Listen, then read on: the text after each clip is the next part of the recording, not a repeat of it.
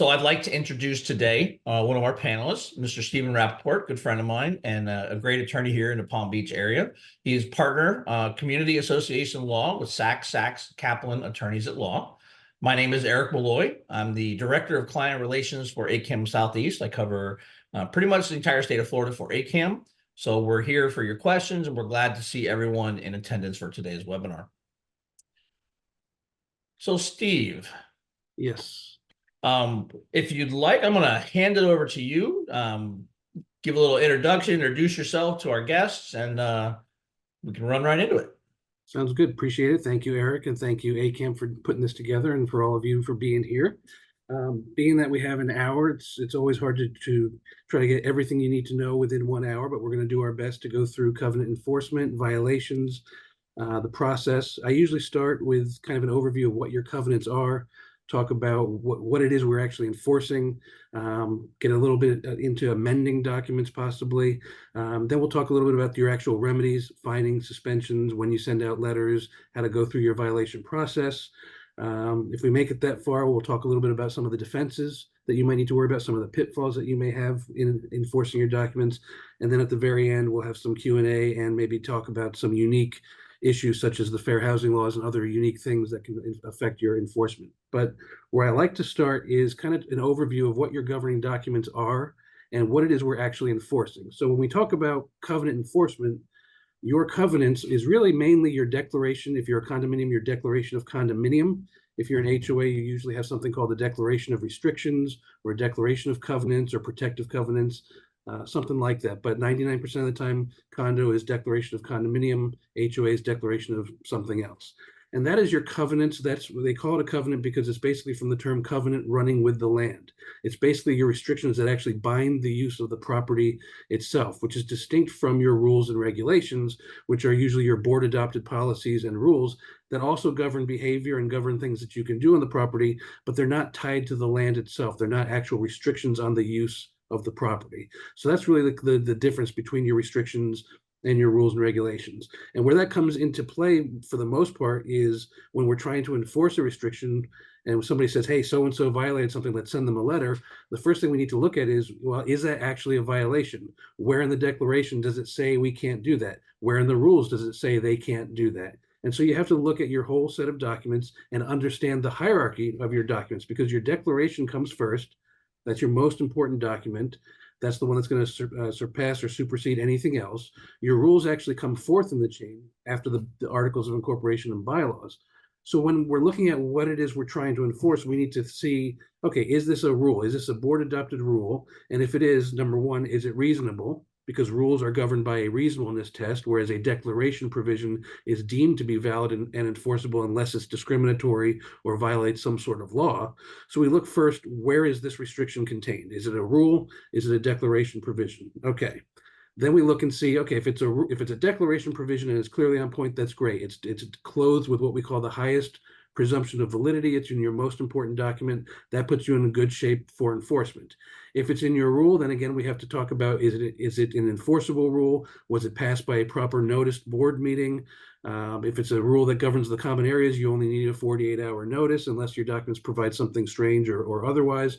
If it's a rule that governs your individual owners' homes or their units, like an architectural guideline, that requires a 14-day notice for the board meeting to approve that guideline. So we have to make sure, okay, did we approve this rule by a proper board vote? Did it get the proper notice, and so forth? Then assuming that the rule has gone through all the procedural stuff, then we have to look and see, does that rule conflict with anything that's in the declaration? Because again, because the declaration is superior, if we have any sort of conflict, that declaration provision is going to control. So if you have a declaration provision that says that owners can keep common household pets such as dogs, cats, and the like without any further restrictions, and it doesn't say anything about having the board have authority to adopt additional restrictions governing pets, then if you have a rule that says a pet can be no less than or no more than 20 pounds, I think you're going to have a hard time enforcing that restriction, because you have a rule that may conflict with the declaration provision that seems to allow for the keeping of pets without any further restrictions.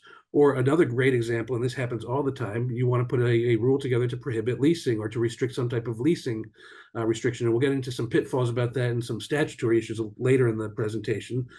But if you have a declaration provision that says that the use of the property is for that the owners have an easement along with their guests, family members, and tenants, or there's some other language in your documents that talks about tenants without further restrictions, and you try to adopt a rule now that's going to further restrict the leasing of units, that can be a concern or a trouble with the enforcement of that rule, because somebody can argue the rule conflicts with the declaration provision. So the take-home lesson on this is, number one, we need to identify for sure that we even have a restriction in place that we can enforce. Number two, where is it? Is it a rule or a declaration provision? If it's a rule, was it passed properly? Is it a reasonable rule? Does it conflict with anything in the declaration? Assuming you get through all that, then you have to ask yourself, does what we're trying to enforce actually say what we want it to say?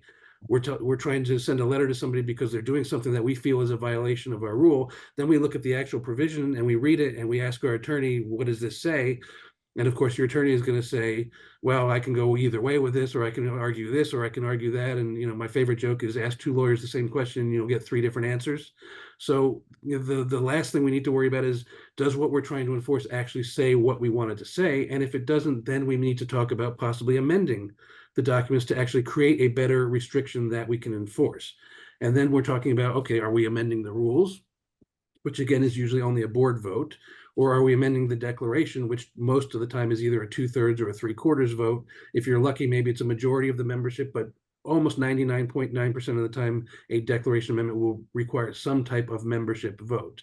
And I would encourage you, as hard as it is sometimes to try to get that 2/3 or 3/4 vote, if you really want to make your document or your provision enforceable, and you want to put something in your document that's going to stick, try to get it in your declaration as opposed to the rules, for all the reasons we talked about. It's going to be clothed with the highest presumption of validity. It's going to be in your highest document. It's going to be hard to overturn. And especially if it's something like a leasing restriction or something where you're really trying to bind the use of somebody's property, you want that in your declaration. It will save you a lot of hassle and trouble in the long run if you can try to get that vote of the owners to put that language in your declaration itself, as opposed to having to rely on a board adopted rule. Now, there are a couple of pitfalls when it comes to amendments that we need to deal with based on some recent legislation. So I want to go through a few of those before we talk about our remedies, such as fining and lawsuits and so forth. So a few things. The most recent legislation that came out, and this is an HOA issue. So I know we have some condos here and some HOA people here. So I'm going to do my best to try to point out where there's differences between the two statutes and what applies to condos and what applies only to HOAs and so forth. But for those of you that may have been following this last legislative session, you may be aware that there are some new restrictions in 720 that talk about prohibiting certain types of provisions in association documents. One of these things is, and again, this is probably a topic for a whole legal update, but just to kind of go through the basics of this, they've now added some language effective this July 1st, so just in about a week from now, that if you have let's say you have a vehicle or commercial vehicle restriction in your documents, what the statute now says is that for an HOA, if a person has their personal vehicle, including a pickup truck, or if they have their work vehicle, regardless of what it is, regardless of how much equipment they have on it or any lettering that they have on it, if the vehicle is not defined as a commercial vehicle by statute, and there's a statute, I think 320 point something, that actually defines what commercial vehicles are through the state, and that usually means it's got a commercial license plate. It's probably about the size of a Mack truck. We're talking about big trucks, big commercial vehicles. If it's not one of those, and it's somebody's either their personal vehicle or their work vehicle, and they are able to park it in a space that they are entitled to park, so that usually means their garage or their driveway, we can no longer prohibit the use of that vehicle or the parking of that vehicle on that owner's property. Again, HOA issue only, not a condo issue, but for HOAs, our commercial vehicle restrictions are now going to have to be something we're going to have to take a look at, because there's some statutory protections now for people's personal and work vehicles. Also, there is now something in the law that is going to talk about if you have an architectural guideline, or if you have an architectural procedure where somebody wants to do work on their property. Many of my HOAs have a guideline that says that if you want to have somebody, a contractor or a vendor, come to your property, they have to be properly licensed and insured.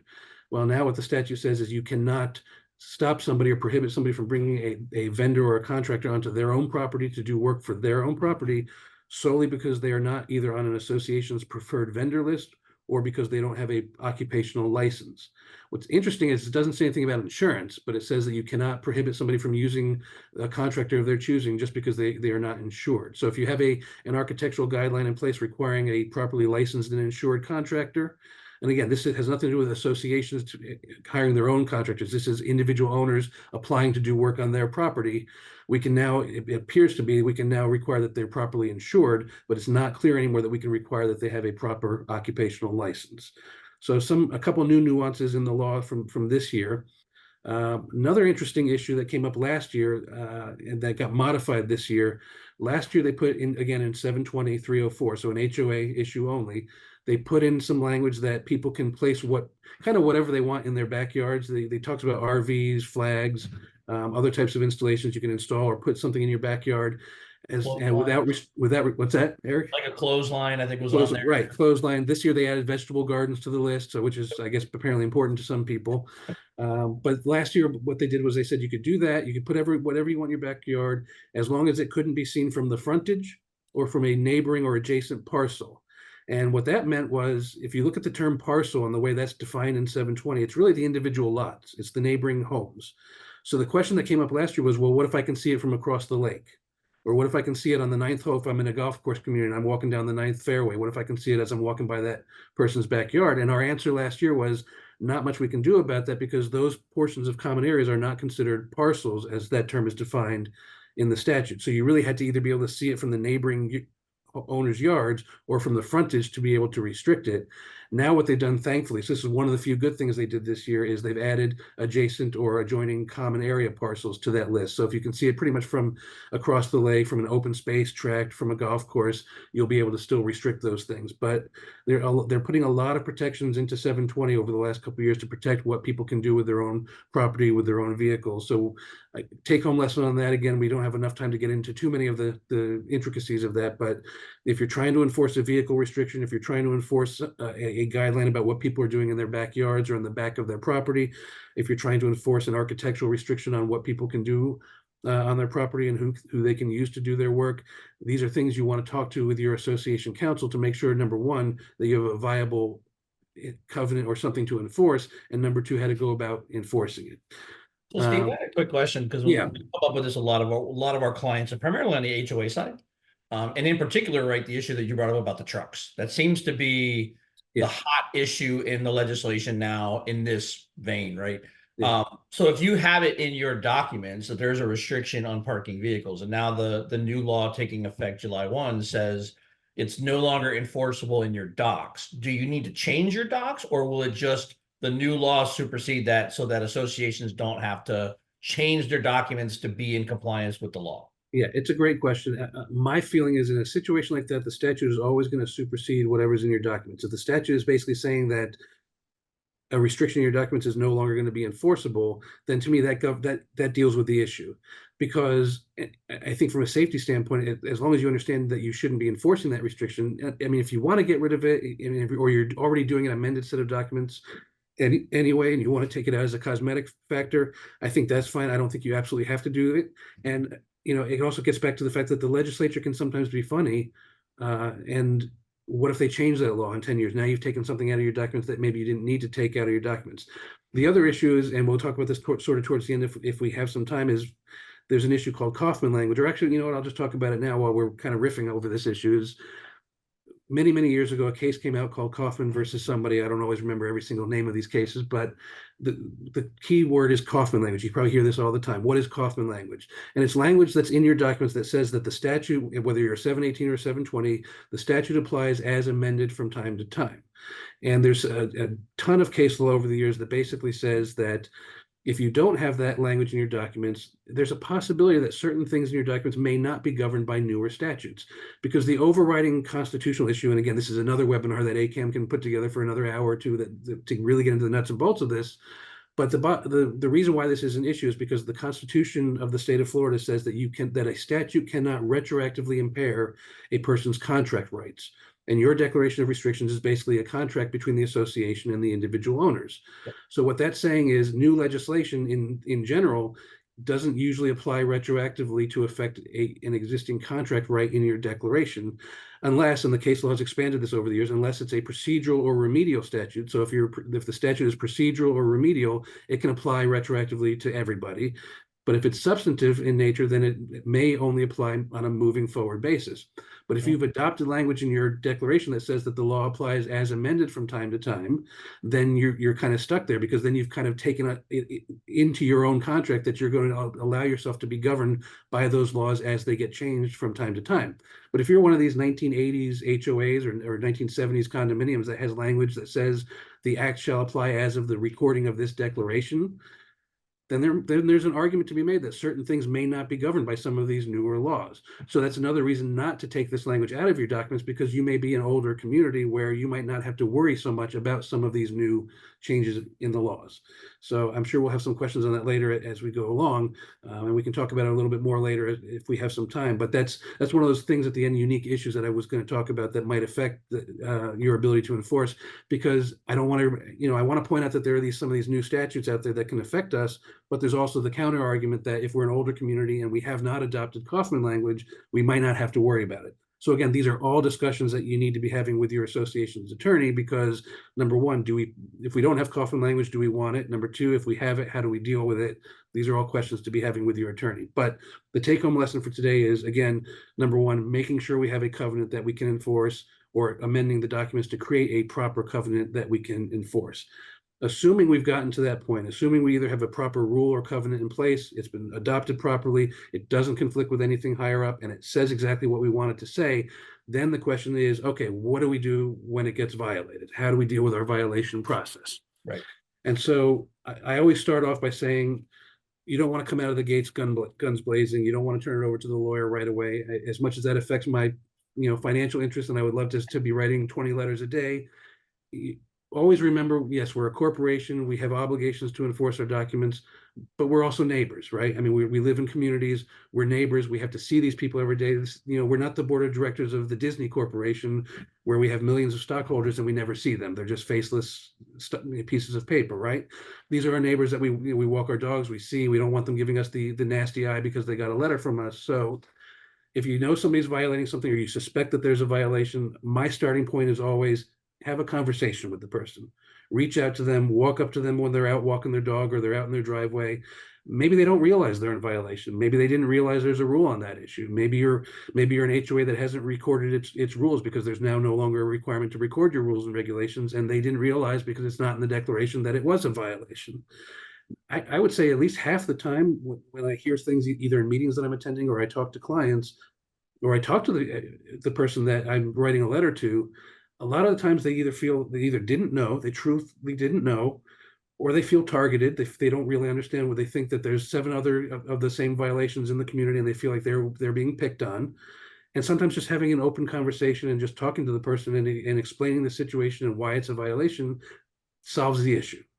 Not always. Not everybody is reasonable. I'm sure you've dealt with the unreasonable people and the resident dissidents in the community, but I would say starting point is have a conversation, try to resolve the issue without even putting anything into writing, see what you can do just one-on-one with your neighbors. If that doesn't work, then usually the process is some sort of courtesy violation letter goes out, and AKAM, I'm sure through their management, probably has a process in place where a first, second, third letter, whatever it is. But the general standard that I see in most communities is a first courtesy notice. Hey, we need to enforce our documents. This is a beautiful community. We want our values to continue to go up. You may not have realized this, but you're in violation of such and such provision. Please do your best to try to get this handled within 30 days or whatever it is, 14 days, whatever it is, depending on the violation. A nice, friendly courtesy letter. Sometimes that solves the issue right then and there. Yep. If that doesn't work, then of course you get the slightly unfriendly letter, the not so courtesy letter, which comes out, which basically says, hey, you know about this. We sent you a letter. You haven't done anything about it. It's been 14 days. Now we're serious. We're going to give you another 14 days. But if you don't do it this time, then we might open you up to other remedies. We might have to turn you over to the attorney. You might be subject to fines or suspensions, which we'll get into shortly. But that second letter is that's the one where you sort of hit them a little harder with, all right, we gave you a courtesy. We gave you a heads up. You're ignoring us. Now we're getting serious. Yep. I think once you get to that point, you've given them 2 good chances to cure the violation. Then you've got some options, and these are all options that you have, that you don't have to choose one or the other. There's no You don't have to go through fining first and then a lawsuit. I mean, you have the right to go to file a lawsuit. You have the right to levy fines, but let's talk about them individually. And this is where there's some big differences between 720 and 718, and I'll point them out so that the condo people know where they stand and the HOA people know where they stand. So we want to levy a fine or a suspension for a violation. That's usually the next step after a couple of violation letters. So what do we need to do that? Well, for both the statutes, you need to have an independent committee. So we can't just levy fines. And we also need to understand that the process of the fining is board levies the fine on the front end, committee votes up or down the fine that was levied by the board. So the role of the committee is really basically just looking at what the board is proposing and voting it up or down. But you have to have an independent committee. It's at least 3 people. I've seen it 5 or 7, but at least 3, not officers, directors, or employees of the association, and not a relative of such person. So basically a 3-person independent judiciary, so to speak, of your neighbors, and they must be members of the association. And again, not officers, directors, or employees, or a relative of those people. You establish your committee, your 3-person committee. You have to give the person in violation a hearing in front of that committee on at least a 14-day notice. It is not an appeal right. And this is something that a lot of associations get wrong. This is not where the board sends out a fine, and if you want to appeal it, you have 14 days to send a letter to say you want to appeal the fine. Otherwise, it goes into effect. The hearing has to happen. And I know there's a lot of back and forth sometimes between other practitioners, and some people may say otherwise, but to me, I focus on what it says in both 718 and 720. The sentence that sticks out is, a fine cannot be imposed unless a majority of the committee approves the fine. So to me, that means the committee has to meet. Even if the person shows up at the management office with a check for $100 and says, I get it, I did it, here's the check, I don't want to show up to your hearing. I even tell clients still hold the hearing anyway, because the statute requires it. It may sound silly, but I would do it anyway, because I don't want that person to come back after talking to an attorney 3 weeks later and saying, hey, I want my money back. I just realized you're supposed to give me that hearing and you didn't do it. So I do it anyway. You've got to have that hearing 14 days notice in front of the 3-person hearing. Okay. Here's where the differences are between 720 and 718. If you are a condominium association, you are restricted under 718, and this is a hard restriction. You can fine no more than $100 per violation, or $100 per day of a continuing violation, up to $1,000 total aggregate for any continuing violation. Now, if you have multiple violations, that's great. If there are multiple continuing violations, you can do $100 a day for 3 or 4 violations and have 3 or 4 $4,000 fines. You're not capped necessarily at no more than $1,000 if you have multiple violations, but for each violation, it's a $100 cap per violation and a $1,000 cap per continuing violation. And under 718, you cannot lien for a fine under any circumstance. So you do not have the remedy of being able to lien and foreclose like you do on your unpaid assessments. So your remedy is basically just a money judgment. You can go to small claims court to get your $1,000. Usually in the 718 context, the fines to me are a good way to try to leverage somebody into leveraging them into complying with the documents, and using that fine as a bargaining chip to say, hey, we'll waive or reduce the fine if you come into compliance by such and such a date. Because there's really not much teeth in the fine. I can't lien you for it. I can't go over the $1,000. There's not a lot of teeth in the condo fining process. It's good to have and it's good to do it, but I usually use it more as a bargaining chip to try to offer to waive that or reduce it in exchange for compliance at some later date. HOA is a little different. HOA, there's a little more teeth, and the reason for that is what 720 says is it has the same $100 and $1,000 caps, but it says unless the governing documents provide otherwise. So it's $100 per violation, or $100 a day up to $1,000 for each continuing violation, unless the governing documents provide otherwise. So that's giving you the ability to amend your documents to increase those fines above that $100 amount or above that $1,000 maximum. Now, of course, that gets tricky, because if you don't have that language already in your documents and you want to amend your documents, then you've got to sell that to the owners, because you're going to need to probably get that 2/3 or at least majority, but in some cases a 2/3 vote of the owners to try to put that in your declaration or your bylaws. So you need to try to sell it to the community. And that can be hard, because if you're going to put something in the documents that says the association has the right to unlimited amounts of fines and an unfettered ability to fine up to any amount it wants, a lot of unit owners may not vote for something like that, because they may be afraid that hopefully most of your unit owners that are going to come out to vote want to see a community that has a good enforcement process and would be in favor of something like that. But I find that sometimes we want to still build some caps in there to try to sell the amendment and to try to get it more likely to pass. So if you're going to try to increase over the 100,000, what you might want to think about doing is something like each fine can be no more than maybe $250 or $500 per violation or per day, up to maybe 10,000 or 15,000, something that you think is reasonable for your community. If you're a more high-end community, you might be able to go a little higher than that. But again, it's hard to advise to go with a completely unfettered cap, because you don't want to lose the amendment in the process, because people are afraid to vote in favor of it because it's giving too much power to the board. So maybe think about, if you're going to increase it, still have a threshold, but make it much higher than what the statute allows for. That would be my advice on that. So here's a question. So, and I've run Yeah. into this in some communities, primarily more on the HOA side, but I have run into it sometimes in the condominium side, where if a unit owner is not paying an assessed fine, it goes to fining committee, the fine is approved by the committee from the board, and then there's no payment for the fine. They're restricting access to amenities, Yeah. not restricting access, because I know that in the law, you're not allowed to restrict somebody from gaining access to their unit. So you can't shut off their gate pass, or you can't turn off their fob to get into the building, but you may not take their reservation for a tennis court. You may not, they may not be able to rent out a ballroom for an event. Right. Is that still, have there been any changes in the law regarding that, or what's the? Yeah, there have, and actually, I'm not 100% convinced that we can't shut off their fobs completely, and I'll get into that in a second. But you raise a good point, because in addition to the ability to levy fines, you have the ability to levy suspension of use rights for violations by going through the same 14-day process and hearing. So, and it's interesting because you also have the right to suspend access and rights for non-payment of assessments and fines, but it's a little bit of a different process. So let me back up a second. And so we've gone through the fining process, the 14-day notice, the hearing. You can also levy suspensions of use rights using the same process for violations. So if I want to send somebody to the fining committee and say, I want to fine you $100 and give you a 30-day suspension of the tennis courts because of your violation, the board can do that, and then it sends it to the committee on 14 days notice, and the committee either votes it up or down. So that's the process for violations. You have the right to fine, you have the right to suspend for a reasonable period of time, but you have to go through that 14-day notice and process in front of the hearing.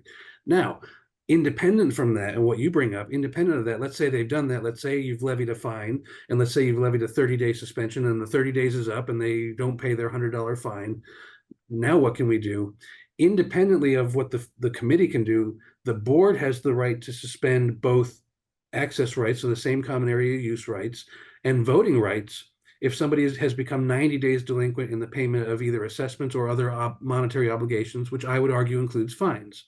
Yes. So if you have a person that's had a fine levied against them for a violation and they go 90 days without paying that fine, then I think the board can come back without going to the committee, because this is board approved suspensions. Without sending it back to the committee, the board can then impose an additional suspension of use rights and voting rights. And that's part of the statute says you can do that for as long as the fine or other obligation remains unpaid. Now, what does that mean? That gets back into, well, what can we suspend? And you're 100% right. The statute says you can suspend common area use rights, but you cannot prohibit a person's ingress and egress to and from their unit or their lot. And in a condominium in 718, it says you can't prohibit their parking. So you can't take their parking space away. You can't take away their right to use the elevators to get up and down to their units. But you raise an interesting question, because there's actually no case law on this as of now, at least none that I'm aware of. And it's not really expressly addressed by the there is can we shut off their transponder to get, or can we shut their ability to get in and out of the automatic gate and force them to go through the visitor's side? And there are a lot of opinions on this. Some practitioners will say absolutely not. Some will say, oh, absolutely you can. It's unfortunately, it's one of those gray areas. But I will tell you this: several years ago, the statute said that you could not impair a person's right of ingress and egress to and from their homes. And we would have to caution our clients when they wanted to force somebody to go through the visitor's gates, because the word impair is pretty open-ended. We would argue we're not really impairing your rights. We're just telling you, we're just making it a little more inconvenient for you, but you're still able to get to and from your unit. You just have to go through the visitor's gate and show your ID and make sure you live here. But at that point in time, people could say, well, you are kind of impairing. I mean, if you look up the word impair in the dictionary, what you're doing to me is you are impairing my right to get in and get out. You're not just inconveniencing me. Well, 5 or 6 or so years ago, I don't remember the exact date, but the legislature changed, and they changed the word impair to prohibit. And so now what both statutes say, both condo and HOA says that you cannot prohibit a person from their ingress and egress to their unit. So now when someone comes to me and says, well, you can't shut off my transponder, you're prohibiting my ingress and egress, my response to that is, I'm not prohibiting anything. The statute says I can't prohibit you. All I'm doing now is I'm impairing you.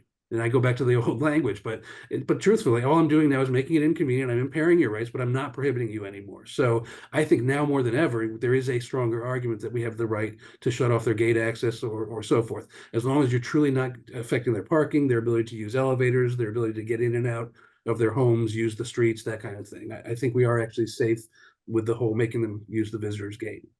Perfect. The other one that I get is, can we shut off their cable? That's another common question. If you've got a bulk rate cable, internet, uh, that one is also a very gray area. No case law that I'm aware of that I've seen recently on it. I think we have to be a little more careful with that than we are with the gate access. I would say this, and years and years ago when it was just bulk rate cable that people were doing, I was a little more comfortable saying that you could shut that off because it's really truly just an amenity for entertainment purposes. And I think if you're still on that boat, if you have a bulk rate with whoever, Comcast, Hotwire, whoever you're using, and it's just for entertainment purposes, it's just the cable side of it, and they're willing to do it. That's the other thing, by the way, because sometimes those companies aren't willing to do it because they're being paid. The association is paying the bulk rate contract. So if they're being paid for their services, it's hard for them to justify shutting off services that are being paid for by the association. But a lot of times you might be able to negotiate that in your contract with them, or they might be willing to do that if you give them notice and you show proof that they're not paying. But again, I would limit that solely to just the cable or entertainment purposes. Certainly, you don't want to get into shutting off their alarm monitoring or any security services that you have bulk rate contracts for. And I wouldn't touch internet because, especially in today's day and age with Wi-Fi and people running their appliances off of Wi-Fi, working from home, needing the internet to be able to work and do their jobs from home, I would not be shutting off anything that could affect people's ability to work, to live, to run their appliances, anything like that. That those are life safety issues. Would never even think about touching that. But if we're talking simply about bulk rate cable or other entertainment, and it's truly just an amenity, have that discussion with your association's attorney, because that might be some leverage also for you to try to threaten getting those things shut off as well in exchange for paying their assessments or their fines on time. Is there any difference in the process or result, maybe? With the difference being between a tenant, a renter in the unit who's causing the violation, where the unit owner is not in residence at the location? No difference in the process. The statute's pretty clear. We have the right to fine or suspend an owner or the owner's tenants, guests, invitees. So whoever it is that's violating it, you have the right to fine them. You also have the right to fine or suspend the owner for the actions of their tenants. So that's really where you have your most leverage, is if you've got a tenant residing on the property and the tenant is violating the documents, you can levy that fine against the tenant and have that tenant come to the hearing. But you can also levy that fine against the owner and bring the owner into the equation. And a lot of owners, if they're good owners, they're not on the property, they may not realize what their tenant's doing. But if they start getting violation letters from you or threats of lawsuits because their tenants are behaving badly and violating the documents, that's your best leverage, is bring the owner in, send the letters to the owner, find the owner, bring them in front of the committee. All of a sudden, you'll start seeing the owners maybe that owner will start evicting that tenant, or at least threatening to, if that tenant doesn't start behaving properly. So I think that's again a great covenant enforcement rule, is owners are always responsible for the actions of their tenants, guests, and invitees. So no matter what happens, somebody comes into the property and damages the gate, you can pursue that owner for that damage. The owner gets a delivery truck come in, and the delivery truck plows through the gate or damages something. It's hard to chase the delivery truck because you don't know who that person is. You don't know where to find that company. But if you know that owner buzzed in that truck on such and such a date, and that was that owner's invitee, that statute says that owner is responsible for the actions of that invitee. You can send that bill for that damage to the owner and say, hey, I don't care if you were there or not. I don't care if you did the damage or not. You brought that person into the property. They damaged the property. You are responsible. We're sending you the bill. And if you're an HOA, this is not great with condo, because condo, there's some case law that you can only lien for common expense assessments in the condo context, unless the statute provides otherwise. For an HOA, a lot of HOA documents will allow you to individually assess owners for any damage that's done or negligent conduct that's done on the property. So if you have a situation where somebody comes in, whether it's a guest or an invitee, and damages the property, messes up the pool, damages your furniture on your pool deck, or drives through your gate, and you send them the bill, yeah, you can go to small claims, or you can sue them for the damages. But if you've got some language in your HOA declaration that says, I have the right to levy an individual assessment against an owner for damage caused to the property, I can now I can basically go through the collection process, lien and possibly foreclose on your home in the way I would for any other regular or special assessment for that damage. And that's another great remedy that a lot of HOAs will have for damages or for actions of their guests and tenants and so forth. So keep that in mind as well. Question up here about the changes on trash can violations. That's a good question. Before I finish up on the remedies, since we're talking about fines, that was one of the new additions. So we talked about the vehicle issues on the new statutes in the back, what you can do in your backyard.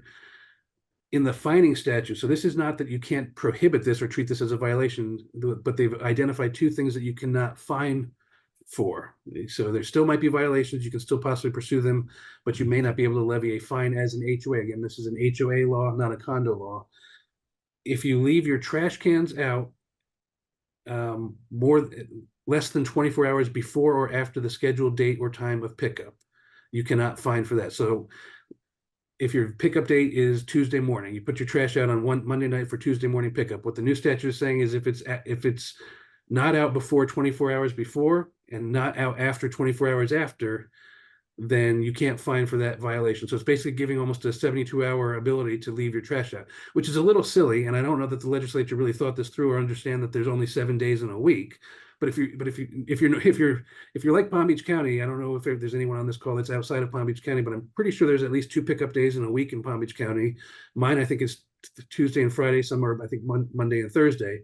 But if you're giving me a full 24 hours before and a full 24 hours after, and then I have another day where there's a full 24 hours before and a full 24 hours after, that to me, and I'm not a math major, but that sounds like 6 days right there out of 7. So I don't know if that means I can only fine you on a Sunday if it's out on Sunday, but whatever that date is. But that, I don't, this is another example of not well thought out laws. I think that what they were thinking is we don't want that was that insurance commercial with the Karens that goes around and says the violation, Yeah. and they don't want overactive boards trying to fine for every little nitpicky thing. And I think the legislature was well intentioned in trying to cut down on overzealous HOAs possibly, but I think they kind of in this situation, I think they did themselves a disservice because now you've almost made it impossible to fine for this type of violation. But again, we're talking about trash cans. We're not talking about somebody not maintaining their roof or major violations. So I don't know that it's the end of the world, but bottom line is for HOAs, when you're dealing with trash can violations, be a little careful because there's going to be some 24-hour leeway on both sides of the date of pickup to allow the person some extra time to leave it out or put it out beforehand.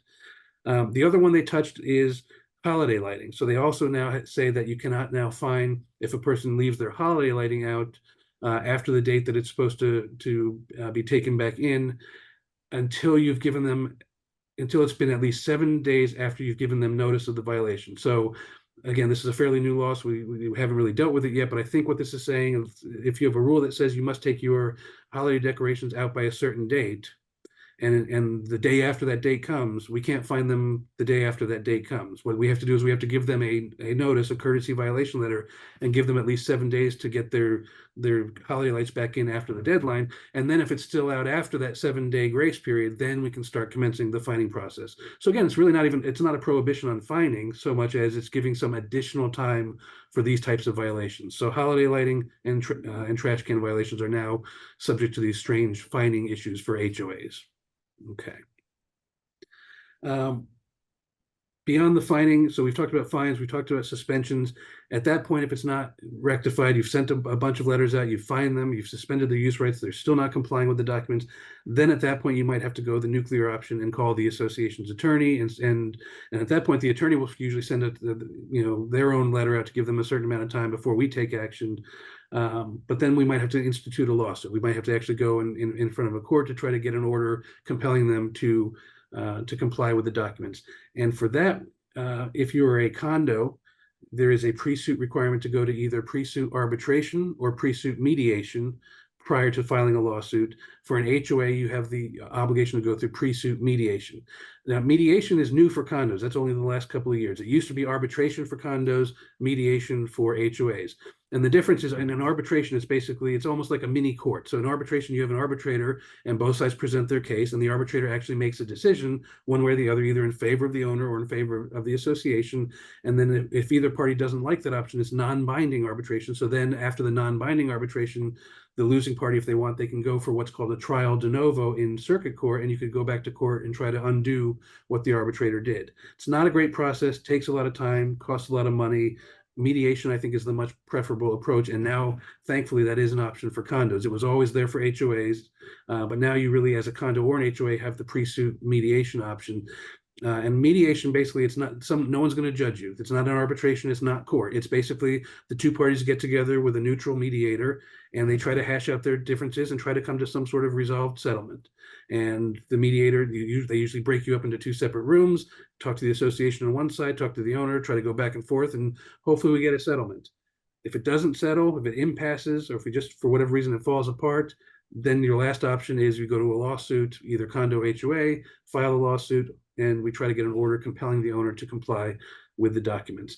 And if we win that lawsuit, we have a right to get our fees back, our fees and costs for bringing the lawsuit as the prevailing party. So hopefully in the end, we're made whole by the judge, so we're not out of pocket for having to bring a lawsuit against the violating owner. One last option that we may have, this is really more of an HOA remedy, and there's some recent case law that affects this, is what I like to call self-help.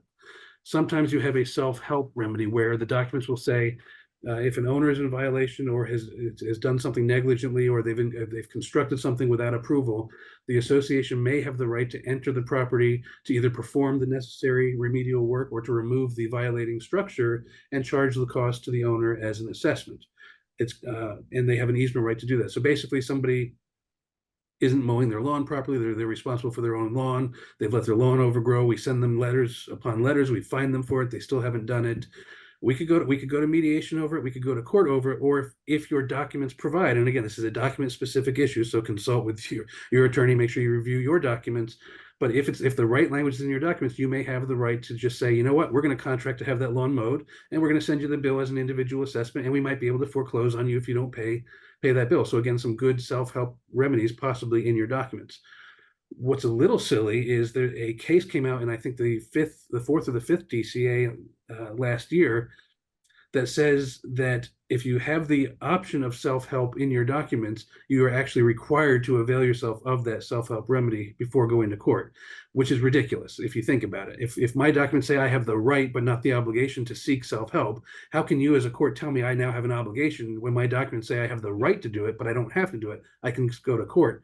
I think it's a terrible decision. It might not be binding on your particular jurisdiction, but it's something to be aware of and discuss with your attorney, because you don't want to go through the whole process of filing a lawsuit and going through mediation if they're going to come back and tell you you forgot to go through your self-help remedy. And again, it's also silly because we live in a day and age where, and I hate to say it, but whatever your political leanings are, wherever you are on the spectrum of weapons and guns and so forth, we're in a society where people have weapons. They're entitled to have weapons in their home. And you're telling me that there's not going to be some people out there that are going to be a little upset about somebody coming onto your property and saying, I'm going to mow your lawn, or I'm going to fix your roof, or I'm going to take your mailbox, or whatever it is, or I'm going to come onto your property and I'm going to charge you the costs. So again, consult with your attorney, be aware of whether or not you have that language or that obligation in your documents. If you are going to go onto somebody's property to do work, give them adequate notice in advance. Advise them they have the right to be there if they choose to be there. Take somebody with you, maybe even have somebody from the sheriff's office or the police, if you're in city limits, to be there with you just in case, especially if it's somebody that you think is volatile or may have an issue like that. But just be aware there may be some obligations to go through that process before going through the mediation and litigation. And we always advise, and I'm sure you'll agree, document, document, document, document. Absolutely. Right?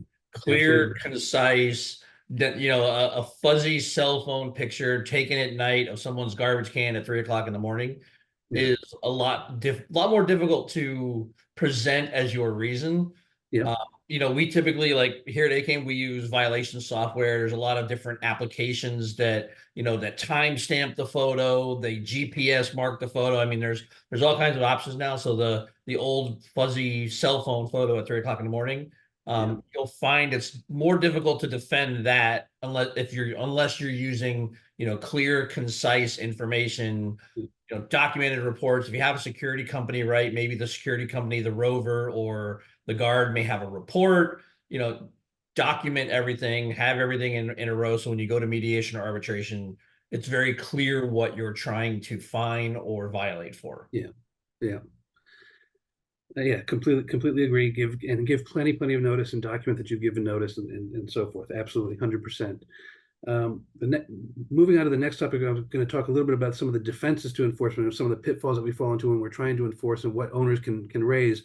Before I do that, I see a question that popped up here, which is semi-unrelated, but I want to get to it before I forget about it. Can a homeowner sue an HOA board for having a recent felon on the board? It's an interesting question, not really a covenant enforcement issue, but the statute does say that there's very little in the statute on eligibility requirements for board members. But if you're delinquent in payment of assessments, when you can be nominated, or if you're a felon, if you're a convicted felon that hasn't had their civil rights restored within the last 5 years, at least in theory under the statute, you're not eligible to serve on the board. Question is, can a homeowner sue the HOA board? I don't see a lawsuit. I don't see any damages or a lawsuit or a claim there to sue the board for having the person. I think what you can do is you can sue potentially to force the association to deem that office to be abandoned and to fill it with somebody that is eligible to serve on the board. But I don't see any damages there. In fact, there is good case law and just corporate law in general that even if a director is deemed after the fact to have been ineligible to serve on the board, the actions of the board during that time are still deemed to be valid. So there are still some protections in the law for boards where we don't have to worry about going back to 20 decisions that we made over the last 5 years if it turns out that somebody on the board inadvertently happened to be ineligible to serve on the board. So I wouldn't, if you're on the board, if you're in that situation, I wouldn't be concerned about it invalidating any of your actions. I don't think there's a claim there for damages or a lawsuit against the association. I think the issue is bring it to the board's attention if somehow it comes out that you have a convicted felon that hasn't had their civil rights restored that's serving on the board, because there is language in the statute that says that anybody ineligible is deemed to have abandoned their office, and that should create a vacancy that the remainder of the board should be able to fill. So hopefully that answers that question. In terms of defenses to enforcement, there's really two main ones, and there's really 4 or 5, but I lump a whole bunch of them, which is kind of the same concept. The first one is the statute of limitations. So that's sort of the obvious kind of out of the gates. The statute of limitations in Florida on a covenant enforcement matter is 5 years. 5 years from the date you either knew or should have known of the violation, you have to bring an action against the person for the violation. So if you've got things that have been in violation that have been open and obvious that previous boards either didn't address or whatever it is, and it's been 5 or more years, then you are basically stopped from being able to bring an action by the statute of limitations. You can't even bring it. They'll kick it out of court. So that's first and foremost. So if you're doing an inventory of violations or whatever it is that you're doing, you need to be aware of how long something's been out there, because you may not even be able to bring the issue in the first place. The other is sort of the selective enforcement waiver, estoppel, all the latches. There's a whole bunch of different names, but they all kind of stand for the same prospect as selective enforcement. Is basically, for whatever reason, you've waived your right to enforce that provision, whether it's through inaction, whether it's through selectively enforcing it, allowing some people to do it and not others. Whatever the reasons are, an owner can bring up the fact that you may have waived your right to enforce that particular provision. So the reason for bringing all this up is really not about giving owners a reason to violate the documents. It's really more of what can we do about it if we've discovered that we have that issue. If a client calls me up and says, hey, we're a new board with new sheriffs in town. We just took over the community. We realize we've got these 20 violations out there. Some of them are more than 5 years old. Some of them past boards just haven't been very diligent about violations. What can we do? We want to be able to enforce the documents moving forward, but we've got these sitting out there and we don't know what to do about it. So what we can do is, I call it cleaning the slate. There's a case law out there that says that whether it's selective enforcement, whether it's a statute of limitations, whatever the reason the board has previously not been good about enforcing the documents, if you want to be able to enforce your documents on a moving forward basis, basically what you do is you grandfather the existing violations and you republish the restriction to the community with a notice to everybody in the community saying, hey, we realize we got some violations out there. We realize that previous boards maybe haven't been very diligent about violations. What's in the past is in the past. This is what our documents say. No wood fences, barrel tile roofs only. Whatever the restriction is that we're trying to enforce, this is what our documents say. This is what the restrictions are. If you have a violation as of the date of this letter, your violation will be grandfathered. But on a moving forward basis, we are enforcing this restriction, which means not only new violations, but replacements of the grandfathered. That's the really important thing to think about, because owners, if they get grandfathered, they think they're grandfathered forever. And that's not the case. It's the violation that gets grandfathered, not the person. So if I put up a wood fence and my documents say no wood fences, and I've had it up there for 5 years and no one's done anything about it, and you as a board decide to send this letter out to the community saying, okay, Steve's grandfather, he had a wood fence in, this other person's grandfather, the existing wood fences are grandfathered, but moving forward, no wood fences. And a month from now, a hurricane comes in and blows down all the fences. And I want to go and I want to put up a new fence. And I love my wood fence. I want to put up that same wood fence. That association is going to tell me no can do. You got grandfathered for that fence. There wasn't anything we could do about that particular fence, but now it's got blown down. Now you're putting up a new fence, and that new fence you got to apply for, and it's got to conform with the then existing restrictions. And because we were smart enough to republish our restrictions and clean the slate on a moving forward basis, now I can force you to replace that previous wood fence with the fence that complies with whatever our restrictions are at that time. So that's the way we can argue all about how to go against the older, the old violations. We can talk about whether we can bring actions against existing violations, but the best remedy, if you're willing to grandfather existing violations, is grandfather the existing ones, stop the bleeding while you can, republish the restriction moving forward, and enforce moving forward. And that's the best way to protect yourself. It looks like we're at 10:51, so we've got about 8 or 9 minutes left. I don't know if you want to open up for general questions, or if we want to talk about any other issues, or if there's anything else you want to bring up. We could talk a little bit about fair housing. That's a whole hours-long discussion itself, but I did want to hit a little bit about fair housing because that's really an enforcement issue. That's kind of one of those unique pitfalls to enforcement. So this is where we've got a perfect covenant in place. We've got a perfect rule in place. It doesn't conflict with anything. It was properly adopted. The language is perfectly on point. We've done everything we can. We're not selectively enforcing. There's no other violations in the community. There is nothing that a person could possibly do to challenge us on this covenant. They have moved in with a 40-pound dog, and our declaration clearly says no more than 20 pounds. So clearly we have a right to go after them and get rid of that dog. Well, that's where we talk about fair housing, because whether it's an animal or some other violation, the fair housing law says that we as an association may, and again, there's a lot of stuff we have to go through here, but we may have to make what's called a reasonable accommodation in our restrictions to address somebody who has a disability and needs an accommodation to address their disability. 90% of the time, this comes up in the context of the emotional support or service animal, and we'll talk about that for a couple minutes. But it could come up in terms of, let's say you're a condominium and you have somebody on that wants to install a lift in the pool deck, and they have a disability, and you don't have a lift or something to help them get in and out of the pool. Fair housing law is very interesting. They have what's called reasonable accommodations and reasonable modifications. So a reasonable accommodation is an accommodation from a rule or practice or restriction where it's something that we're trying to stop somebody from doing, but they claim they need an accommodation to allow them to do that to address a disability. A reasonable modification means somebody's asking for a change in the property itself. I need a lift to get me to the second floor. I need something to help me get in and out of the pool. I need a ramp built so I can get into the clubhouse or whatever it is. I need the property actually physically changed to accommodate my disability. I need it modified.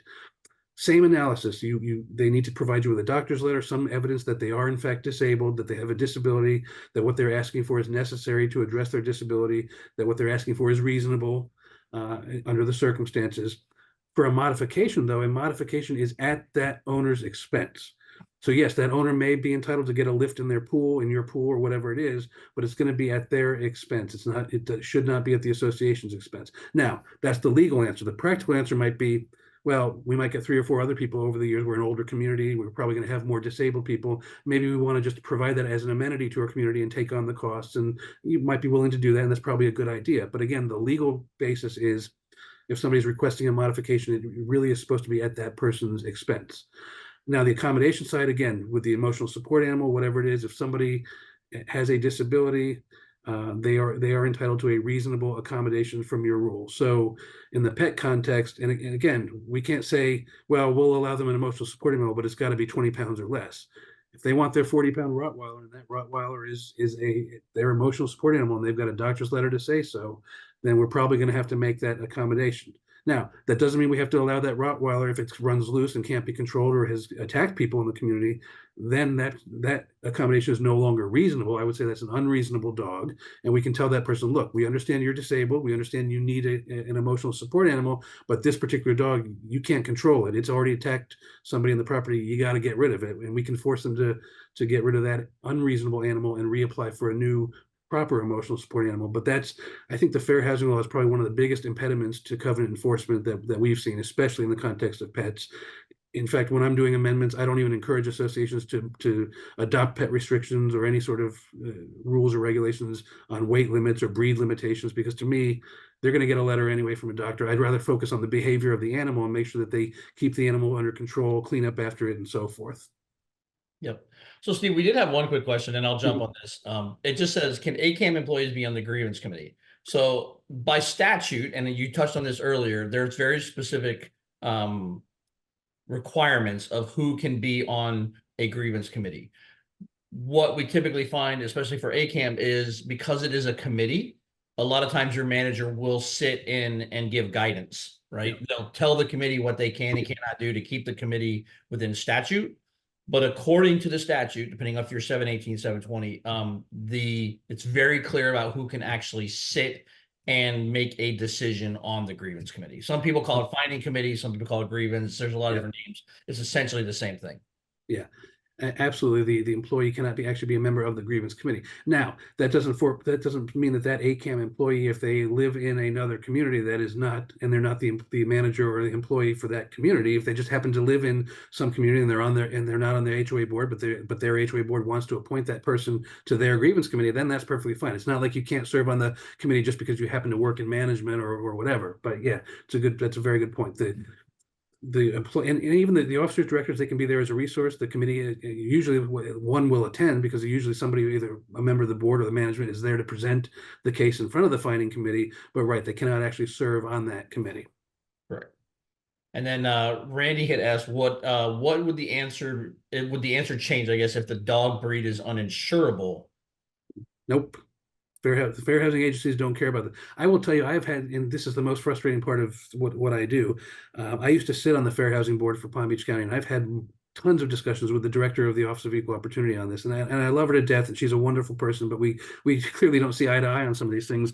And the question that always comes up is, and especially if you're in a condo where you're in close quarters with people, or you're living on the same floor in a high rise, what if I'm scared to death of this animal, or what if I'm deathly allergic to an animal?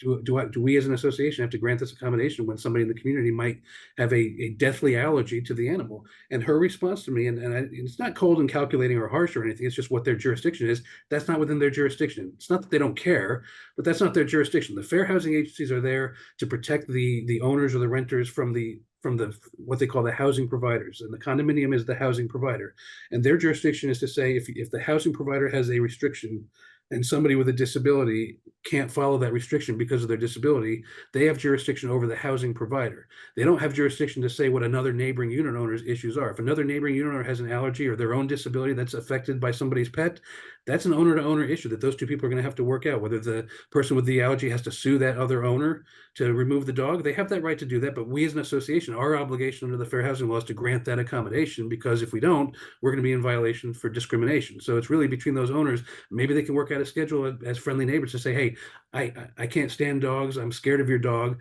This is when I'm using the elevator. This is when I go to work. Can you do your best to try to not be in the elevator at that same time? And maybe they can work out a schedule, but it's not for us to say, hey, we're not going to allow it because so-and-so might have a problem with it. Right. And I don't think I've ever seen in any documents or any properties where there's any requirement to insure an animal. Right. Right. So it's hard to say, is an animal insurable or uninsurable when there's no Right. requirement for a unit owner to insure their animal. Right. And the law says we can't charge a person for their accommodation. So this is the absolutely crazy part of this is, so it makes sense, right? We can't charge somebody for their accommodation. It's not their fault that they have a disability. So we can't charge them for their disability. But I will tell you this: let's say you are a pet community. So this, if you're a no pet community, that means the only animals that are there are the emotional support or the service animals, and you can't charge a pet security deposit for it. But let's say we're a community that allows one pet, or let's say we have a weight restriction of 20 pounds. So we charge a pet security deposit on all these pets, which is perfectly fine. But now I come in with my 40-pound Rottweiler that's more likely to cause damage to the property than the 20-pound animal. Maybe not. Some 20-pounders are pretty tough. But what they'll tell you is you can't charge that same pet security deposit on the person with the emotional support animal, because it's not a pet under the law. It's not a pet expressly. It's a working animal, and because you can't charge for the accommodation. So where I can charge the same deposit to somebody with a pet, but I can't charge it for the emotional support animal. But that to me seems pretty unreasonable. But that's where they're going with these laws. That's where the pendulum is swinging now.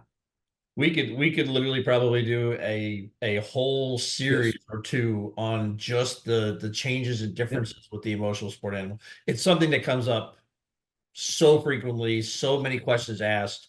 And there's just a lot of misinformation that circulates around it.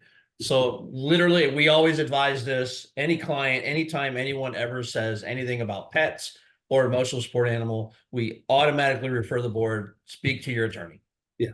speak to 100%. your counsel, see what's in your documents, see what's being presented as the animal emotional support. Does it fall Yeah. under, like, there's so many Totally. Yeah. avenues to navigate. We say speak with your counsel and get, because it's a slippery slope. It is. And if you're going to do anything, I think the most valuable piece of advice I can give you is never say no, never deny the animal. Even if we think we're on completely solid grounds, you never want to go on record as denying their request, even if they haven't made a proper request yet, even if they haven't given you the doctor's letter. The proper response is, thank you for your inquiry. We do not have enough information at this time to be able to grant your accommodation. We need some clarification. We need some more information. Whatever it is, we're not saying no. We just need more information right now so that we can make a determination as to whether or not to grant your request. So, because the minute you say no, that's when they file the complaint with the county and say, hey, here's the letter where they denied me. As long as you don't have that denial letter, I can come in then and say, hey, where's the denial? We never said no. We're not in violation. So never say no, even when you want to. Come to us, come to your attorney, or say, hey, not yet. We're not saying no. We're just saying we need some more information. That's the way to approach it. So I was actually about to say we should probably be wrapping up, and then this last question just kind Yeah. of snuck in, and I think this one is actually, given the environment that we're in nowadays and some of the Yeah. some pending legislation. Steve, I think this one is actually a really good question. Yeah. Um, if a resident complains about Yeah. a marijuana smell coming from the neighbor's unit, can the association send a violation for the strong smell coming from outside of the unit? I would say so if it truly becomes a nuisance. I mean, this probably isn't going to happen in the HOA context unless you're in attached townhomes or something like that. This is probably more of the high rise where it Yeah. gets where everyone's sharing a ventilation system and things can get into other people's units. But 100%, it's no different than regular smoke. And it's if you have an odor, a noise, whatever it is, we're really proceeding under the nuisance provision of the document. So now again, having a violation and enforcing it are two different things. Do you have proof? Do you have more than one person that's complaining of the same thing? If you've got 5 neighbors on the same floor complaining of the same smell because they're all smelling it and it's coming into all their units, or they hear the same noise and they're complaining about the same excessive noise or whatever it is, you're gonna have a much stronger case for nuisance because you've got multiple people. It's not just one overly sensitive person. But whether it's regular smoke or marijuana smoke or whatever, if the person has a medical card, I don't think that matters. I really don't think that matters because they can go outside, they can do it. That doesn't give them the right to be a nuisance to the rest of their neighbors. It might give them the right to not be in criminal violation for carrying or for using, but that doesn't mean they don't have to follow the nuisance provision, or that they don't have to try to do it in a way that doesn't affect the neighboring unit. So yes, I absolutely think you can send them violation notices. But again, that's the type of very sensitive violation that is worth a conversation first, and making sure that you have clearly documented from multiple people that there's an issue, not just one person against another, because that's nuisance law. The counter argument to the nuisance law is the oversensitive person, and that's the defense to nuisance is, hey, you're complaining about my noise, but we live in a condominium. You're gonna hear me walking on my hardwood floors. You're gonna hear me moving furniture from time to time. You're gonna hear my sliding glass doors open up. You can't live in a condominium and be hypersensitive to typical day-to-day noise, or if I'm cooking and I'm using garlic and it wafts into the next home, or you smell it in the hallway. That's going to happen. I've lived in apartment buildings where, I mean, it happens. You walk through the hallway and you smell some things. So again, there's normalcy of being in close quarters and things that we just can't control. But if it truly is a nuisance and it's out of control and it's multiple people complaining, I think we'll have a leg to stand on to try to bring a violation. Very interesting. Very interesting. Do you have anything? We're kind of nearing that. So if you have any other points to wrap up, or if we have any other questions, we can definitely throw the emails up there. But Yeah, I think I covered just about everything I wanted to get through. all right. Let me throw up the emails here so everyone can have them, jot them down real quick. Thank you again, everyone, for joining our webinar today. Definitely a topic that I think, Steve, we may look to revisit, maybe do a little bit more. Yeah. Most of these laws, please remember that most of these laws that we did discuss today, the changes are taking effect as of July 1. Yeah. So we're kind of giving you a little bit of an advance notice. Steve's done a real good job of putting together kind of a synopsis of what you can expect going into July 1st. And I think too, we'll see some more clarification in some of the more unclear laws. We tend to find that there'll usually be another legal update later in the year, which I'm sure Yeah. we'll do some broadcasts on. But Yeah. for now, I hope we've given you guys at least a little bit more information to assist with covenants. Always definitely check with your legal counsel. I love Steve's recommendation. Sometimes just having that quick, friendly conversation, involve your management company. If you don't have a management company, right, go with a couple board members. But usually that first sort of don't immediately go to the fining. We also recommend people too is don't use your fining committee as a resource generator, a revenue generator, right? You don't want to be constantly handing out violations to say, well, we want to pay for a new tennis court. Let's just send $100 violations every so we can pay for tennis court. Violations are there to promote compliance and harmony, so that everyone can live in a sort of a stress-free environment. So Steve, thank you very much. Definitely appreciate you being on here today. Great topic, great coverage. If anyone has any questions, please feel free. You can email Steve or I, and we'll have the recording up here in a couple days. So if anyone would like a copy of today's webinar, please feel free. You can email me and I'll send you a link to the edited version once we have it up. Usually it takes me about 48 hours. So Steve, thank you very much. Appreciate it. Anytime. Excellent. Thank you, everyone. All right. Take care, everybody.